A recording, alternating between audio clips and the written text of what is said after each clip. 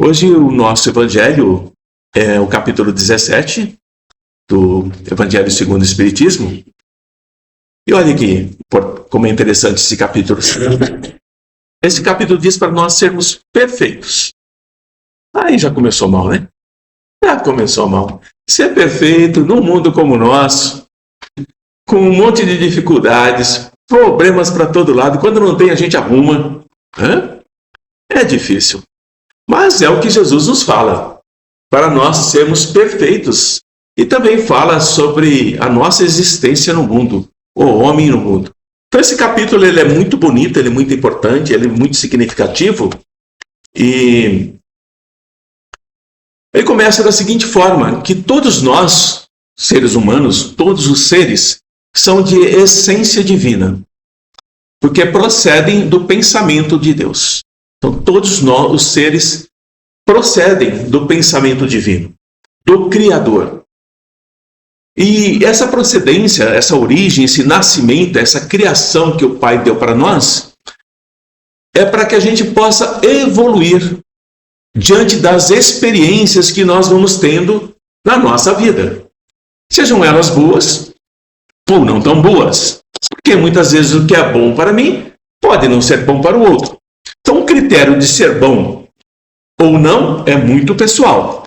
Mas o progresso, ele é incessante. O progresso é para todos. Não importa o tempo que levamos. Podemos ficar estacionados, podemos ficar parados, podemos terminar a nossa vida, podemos sair de todos os lugares, de um lugar para o outro, mas não conseguimos fugir de nós mesmos.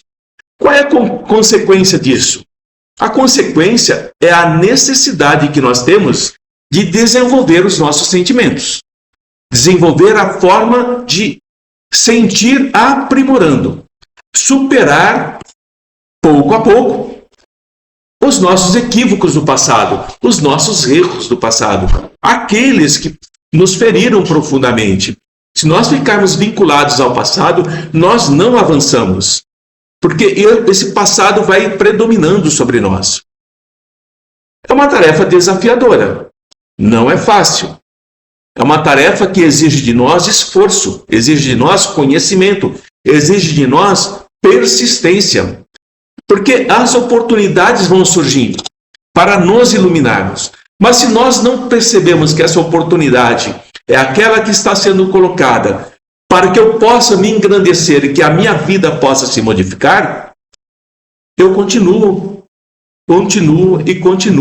fora do pensamento divino, na necessidade de aprimorar os meus sentimentos, mas não encontrando respaldo para isso.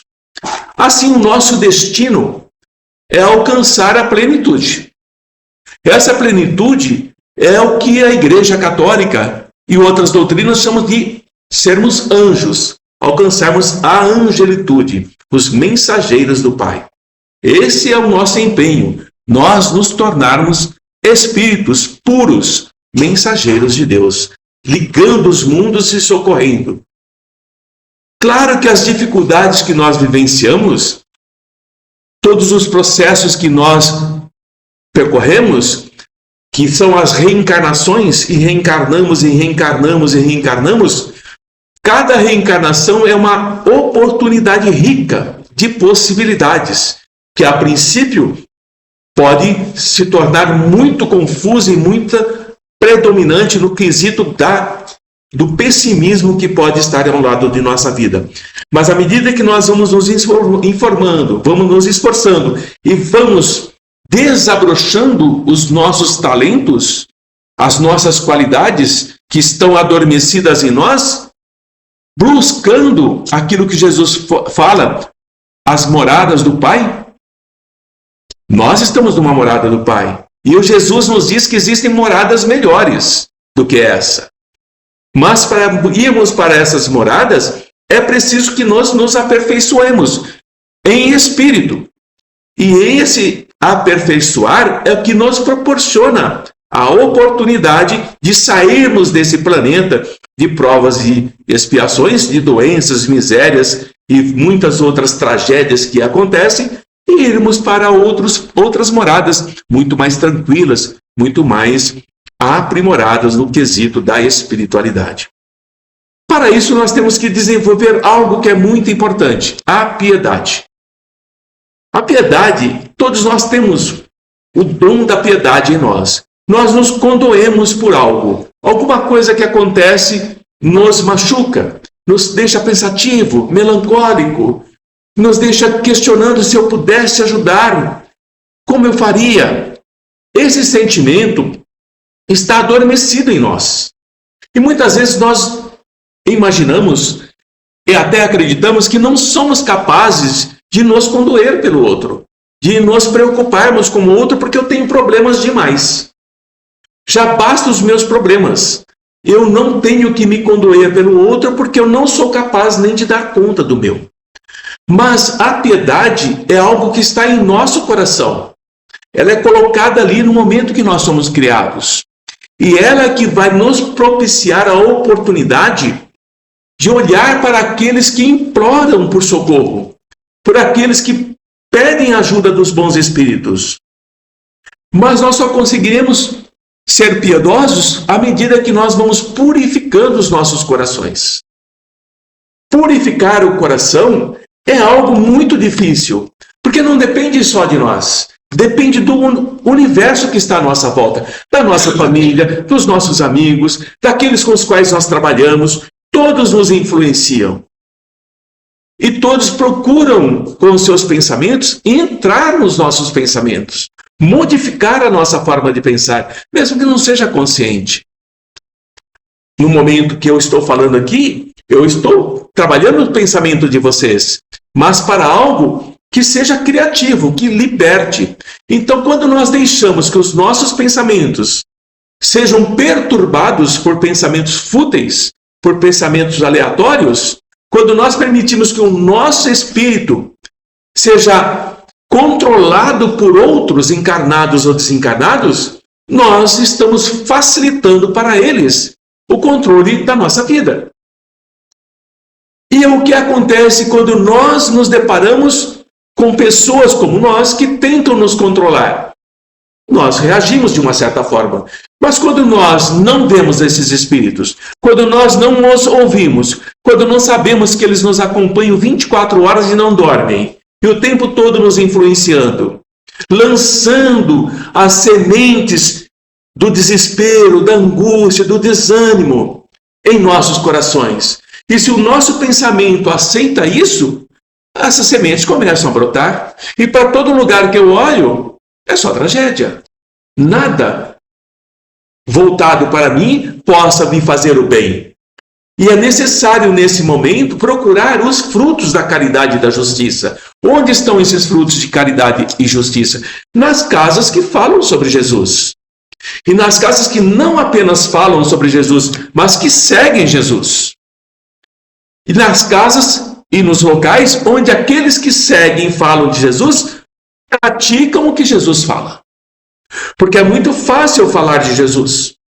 É muito fácil dizer que amo Jesus. É muito fácil dizer que eu sigo Jesus. Mas é preciso observar se eu pratico o que Jesus ensina. Portanto, a espiritualidade da casa nos estimula o tempo todo para a prece, para a oração, para a evocação mental dos bons espíritos. Porque quando o nosso pensamento evoca os bons espíritos, não há campo mental para espíritos que desejam nos prejudicar. A nossa mente não permite isso. E não é preciso ter uma vida mística, uma vida que nos mantenha fora da sociedade, uma vida de eremita, onde nós ficamos mergulhados em nós mesmos, voltados para nós mesmos e esquecendo que somos seres que vivemos em sociedade. Quando nós nos isolamos, nós estamos condenados a viver sós, porque eu não permito que os outros possam conviver comigo.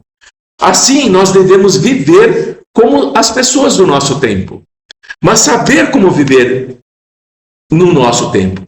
Para isso, nós somos chamados. Por isso que Jesus diz que muitos são chamados, poucos são os escolhidos.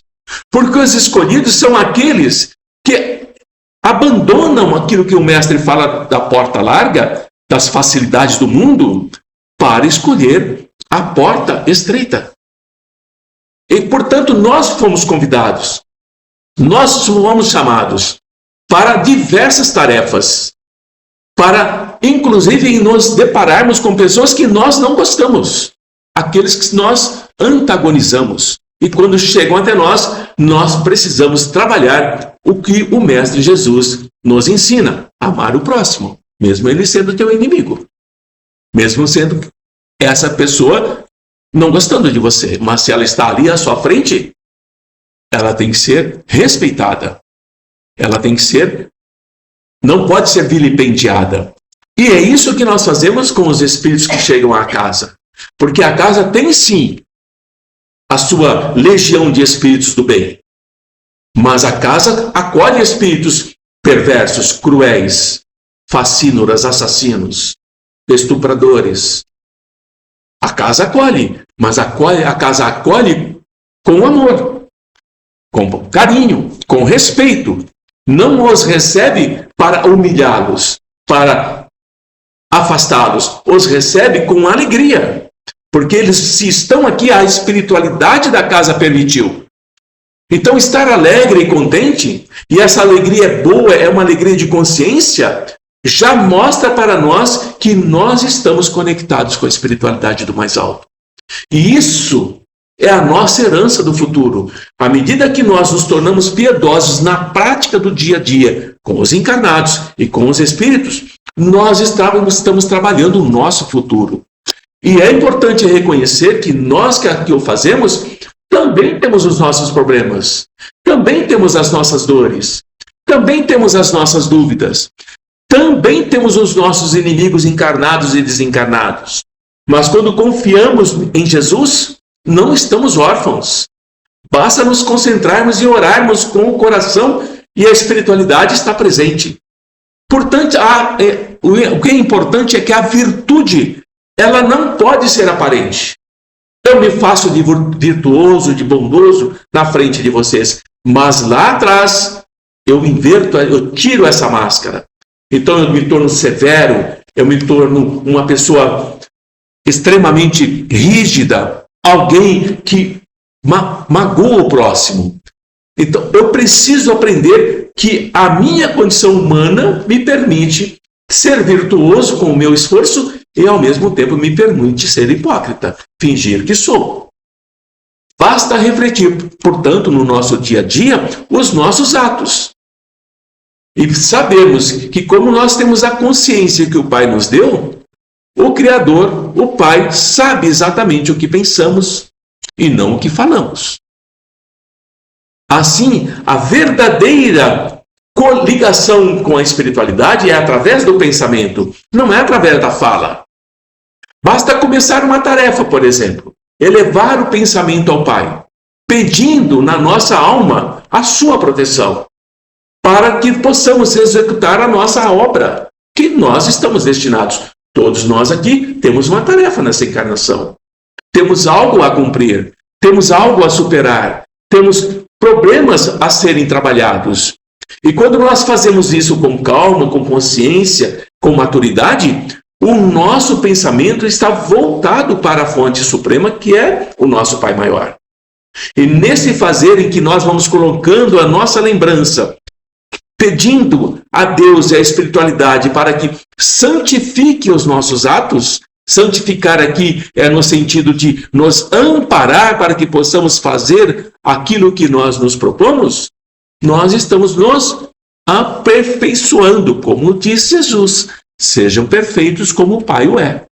E a prática da perfeição é trabalhar a nós mesmos, é trabalhar no quesito da caridade sem humilhar, da caridade que acolhe, da caridade que abrange qualquer posição social, desde a mais ínfima, desde a mais inferior até a mais elevada. Portanto, na casa que respeita Jesus, não faz diferença entre aquele que chega descalço e aquele que chega em uma BMW. Ambos têm que ser tratados com o mesmo amor, com o mesmo respeito. Assim, quando nós olhamos e pensamos que viver isolado seria o melhor, nos isolarmos da nossa dor, nos isolarmos do nosso sofrimento, nós perdemos a oportunidade de praticar a caridade, mesmo com o nosso próprio sofrimento. Somente no contato com os nossos semelhantes, nas lutas mais difíceis, é que nós vamos encontrar a ocasião de praticar o bem. Porque se esperarmos para praticar o bem, quando todos nós estivermos bem, no mundo de provas, expiações e aflições, não vamos conseguir. Aquele que se isola, portanto, ele está se privando voluntariamente do meio de se aperfeiçoar. Assim, quando eu penso em mim, única e exclusivamente, eu caio no processo do egoísmo. Eu caio no processo do passado, onde se cobriam de cinzas. Lembram que os judeus se cobriam de cinzas? Em luto? Onde eles se batiam, se flagelavam, para que pudessem encontrar a conexão com o Senhor, com a espiritualidade? E o Mestre Jesus nos fala que isso não é necessário. Não é preciso vos punir para entrar em contato com o Pai. Entra no silêncio do teu quarto e Ele sabe o que pedes. E esse quarto, eu sempre digo, que não é o quarto físico. Esse quarto é o coração. Entra no teu coração. Veja o seu pensamento. E o Pai sabe o que você necessita. Portanto, as necessidades humanas, elas são pesadas. Isso é verdade. Mas jamais o nosso pensamento deve ser um pensamento de ofensa à espiritualidade. Podeis falar contra o Pai. Pouca gente fala isso no Evangelho. Podeis falar contra o Pai, blasfemar contra Deus. Mas não fales contra o Espírito. Porque o Espírito está ali. O Espírito leva aquilo que sentes. E a consequência de blasfemar, falar contra o Espírito, sempre reflete sobre si mesmo. Então, o que nos entristece muitas vezes é quando nós percebemos ou acreditamos e nos convencem que nós não temos a capacidade de sermos caridosos. E isso nos isola, nos desequilibra. Então, para alcançar a perfeição, é uma pergunta que se faz aqui no Livro dos Espíritos, é preciso castigar o corpo? O que é castigar o corpo? No passado, e ainda hoje, usam silício. Quem não sabe o que é silício, procure lá na internet. As pessoas se chicoteiam, amarram aquelas correntes cheias de cravos para penetrar na pele. Isso é punir o corpo, para alcançar a perfeição espiritual. Mas um amigo espiritual nos diz o seguinte, que para resolver essa questão, é preciso punir o corpo para se encontrar com Deus? Se bater?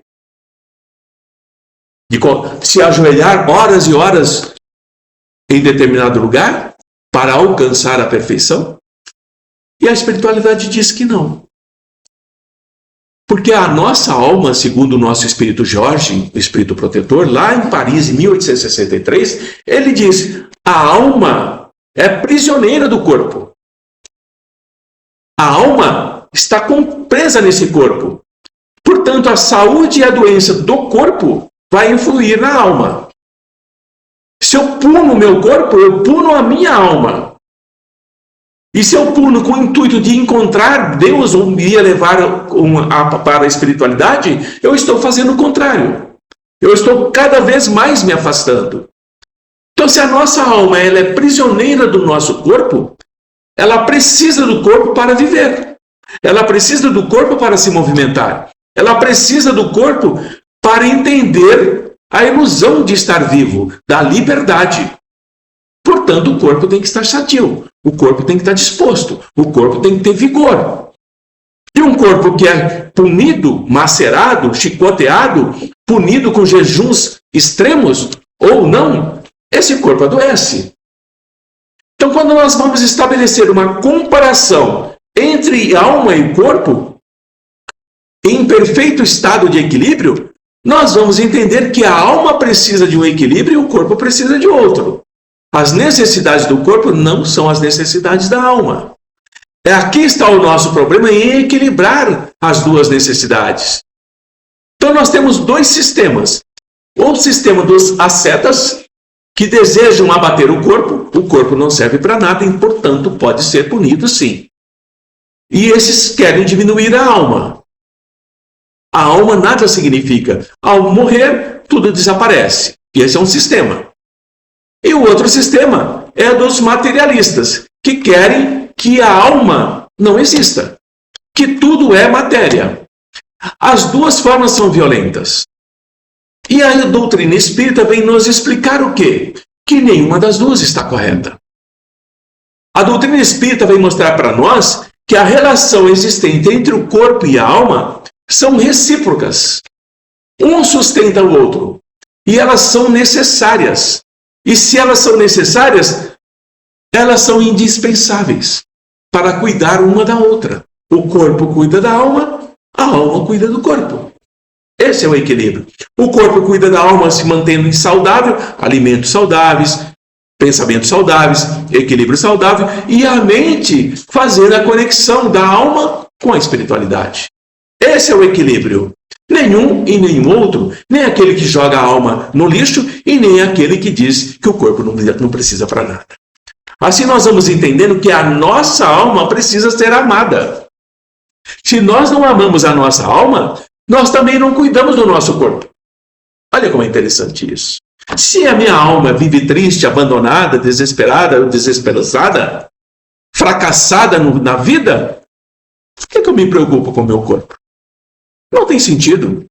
Então, esse instrumento da alma, que é o corpo, desconhece a necessidade da alma em si, mas ele registra a depressão, a tristeza, a angústia, a melancolia, a solidão, o abandono, o desprezo.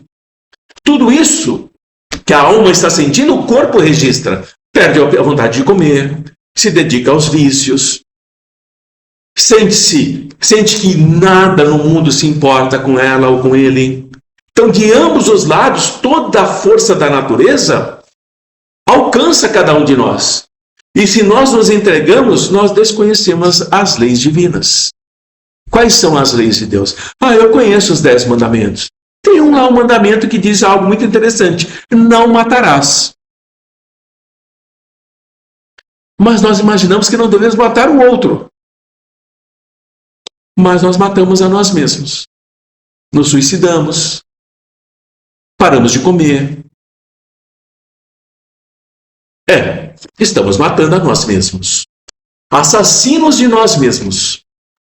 Não precisa ninguém nos matar. Eu sou o meu próprio assassino. E vou ser condenado por isso. Porque eu atento contra a vida que alguém me colocou para aprendizado. Então, nosso corpo não é responsável em nada. E, portanto, não deve ser castigado pelas nossas escolhas equivocadas, pela forma como nós fomos criados, pela forma como nós somos educados. O nosso livre-arbítrio é que faz o corpo reagir de determinada forma. Assim é como você pegar um carro, sair na estrada, dirigir mal e causar acidente. O carro não é responsável por isso. O corpo não é responsável pelas nossas escolhas equivocadas e erradas. E quase terminando, faltando 5 minutos, vamos falar um pouquinho sobre a perfeição que eu disse lá no comecinho, que é muito complicado. Nós não vamos conseguir sermos perfeitos se punir o nosso corpo. Pode esquecer isso. Quer punir o corpo? Pode punir. É um livre-arbítrio. Buscando a perfeição, não vai conseguir. Porque se você, em alma, não respeita o corpo que te dá a permissão para o aprendizado, como é que você quer se aproximar da espiritualidade elevada?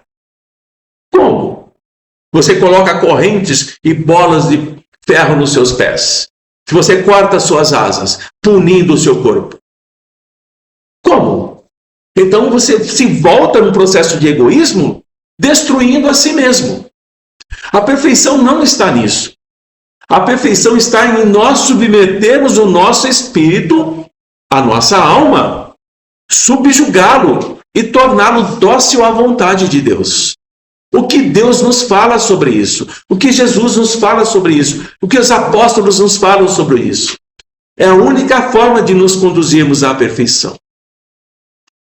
Quando nós nos encontramos aqui, a nossa busca, o nosso propósito é esse: educar o espírito, educar a alma, compreender como é que o que acontece quando nós saímos desse caminho que Jesus nos fala, que leva ao Pai. Então, os infortúnios se encontram em todos os seres humanos. Todos nós aqui temos infortúnios. Quem não tem infortúnio aqui? Quem tem coragem de dizer que não tem infortúnio? Todos nós temos. Não há exceção. Alguns dissimulam o infortúnio. Outros escondem. Outros ignoram. Outros fingem que não existem. Mas por que nós passamos por sofrimentos e dores e infortúnios? Para que o nosso espírito possa crescer. Para o crescimento interior. Então eu posso entender que Deus colocou isso na minha frente, na minha existência de hoje. Sabemos que não. Que os infortúnios de hoje nós plantamos no passado. Se eu planto o quê? Sementes de espinho, vou colher o quê? Rosas? Não, vou colher espinhos. Se eu planto dor, sofrimento, desespero, eu vou colher isso. É a lei de ação e reação que muitos falam, a pena de talião. Mas nós não estamos voltando ao passado de Moisés. Nós estamos falando de Jesus. E Jesus diz o quê? Que a lei de ação e reação não é pontual. Ela está sujeita à lei de amor. Jesus nos fala isso. Amai a Deus sobre todas as coisas e ao próximo como a ti mesmo. A lei de ação e reação não reage nesse processo. Porque a lei de amor é superior a isso. Então, aquilo que nós vamos ter de infortúnio, quando nós começamos a compreender que precisamos nos amar, da forma como nós entendemos, esses infortúnios, essas angústias, esses desesperos, vão pouco a pouco desaparecendo. Porque a minha alma já está distante desse campo de energia que sempre me deixa nas profundezas, lá perto da depressão. Assim, quem é que nós temos que imitar? Todos nós gostaríamos, e eu também, tá? Eu também. Que nossa vida encarnada fosse uma beleza. Tudo maravilhoso. Sem nenhum esforço, sem nenhum sofrimento. Mas se nós tivéssemos esse tipo de existência que todos nós queremos, nós não teríamos a necessidade de crescimento, porque tudo nos foi dado. E nós sequer pensaríamos que somos imortais, que nós não morremos. Que o nosso corpo vai sim desaparecer, mas nós como espíritos não morremos. Assim, a humanidade de Jesus, ela está muito bem esclarecida e explicada na parábola do bom samaritano. Ali está falando da caridade, ali está falando da piedade, ali está falando de amar o próximo, ali está falando de amar o inimigo. Ali está falando da hipocrisia, da mentira. Tudo nessa parábola. Onde Jesus traz o exemplo máximo de solidariedade. O samaritano é inimigo do judeu, mas socorre o judeu. Falando da elevação de sentimentos. Deixa de gastar consigo para gastar com o outro. Essa é a prática da caridade. Que ele vai fazendo. Por isso não é importante para nós, como eu disse lá no começo, dizer que acredita em Jesus. Não é importante para nós, ou para a espiritualidade, dizer que segue Jesus, que ama Jesus. Isso não faz a menor diferença, meus amigos. É preciso imitar Jesus. Essa é a dificuldade nossa. Esse é o processo que nós vivenciamos. E se pensarmos que esse mestre, em 3 anos, trouxe tudo isso, imagina a elevação desse mestre que aqui chegou. Quando o mestre Jesus diz, vide e não fazer coisa pior, vocês já pararam para pensar, se nós temos médiuns aqui na casa, que ao aplicar o passe na pessoa, consegue ver a vida da pessoa passada pelos campos de energia, psicoscopia se chama isso, e não é nenhuma coisa excepcional que muita gente tem, imagine Jesus. Quando Jesus se aproximava, já lia toda a existência daquele espírito encarnado ali. E por isso dizia, ide, e não pratique novamente, para que não te aconteça algo pior do que tudo que já aconteceu, e eu estou te dando uma nova oportunidade.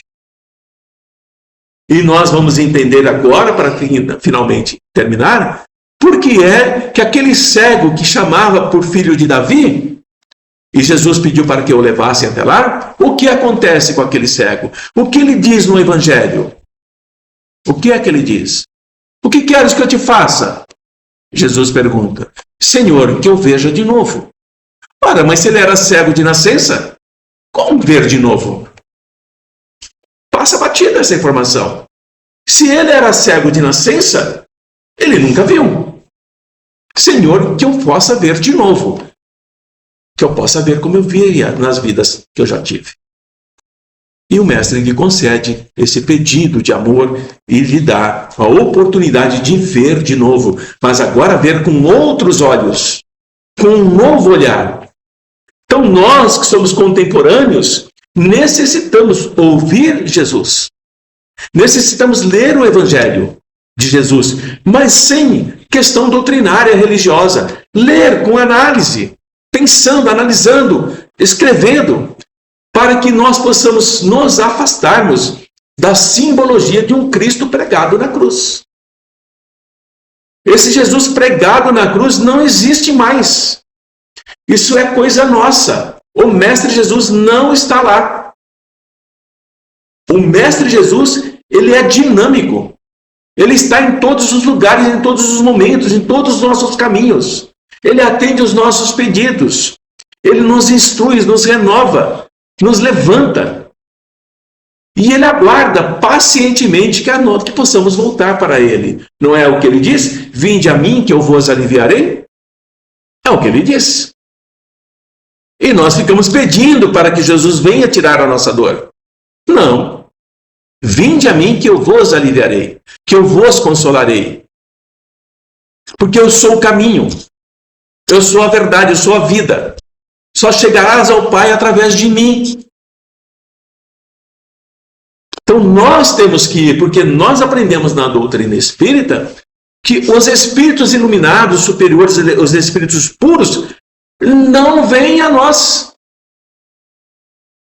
Nós precisamos seguir a nossa jornada para nos unirmos a eles.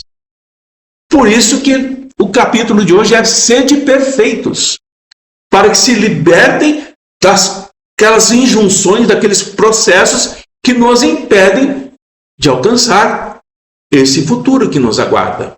E como é determinado, o futuro pertence ao Espírito, queira ou não. Se nós colocarmos em prática, naquilo que podemos, o processo de avançar, nós chegaremos mais rápido do que aquele que não faz nada. Ou daquele que acaba por extinguir a sua existência, a sua encarnação, e depois, ao sair do outro lado, fora do corpo, a primeira coisa que os decepciona é que a vida não acaba. Qual é a maior decepção do suicida? Ao perceber que está do outro lado da vida e ela não acaba. Os problemas continuam. Maiores agora. É dessa forma. Portanto, quando o Mestre Jesus diz que o Pai é bom, sim, o Pai é bom, porque nos coloca espíritos amigos para nos ensinar exatamente isso que eu estou aqui falando através do Evangelho. E temos exemplos diários desse socorro que nós fazemos, desses irmãos que vêm falar sobre esses processos que eles estão vivenciando pelos atos impensados enquanto estavam na carne.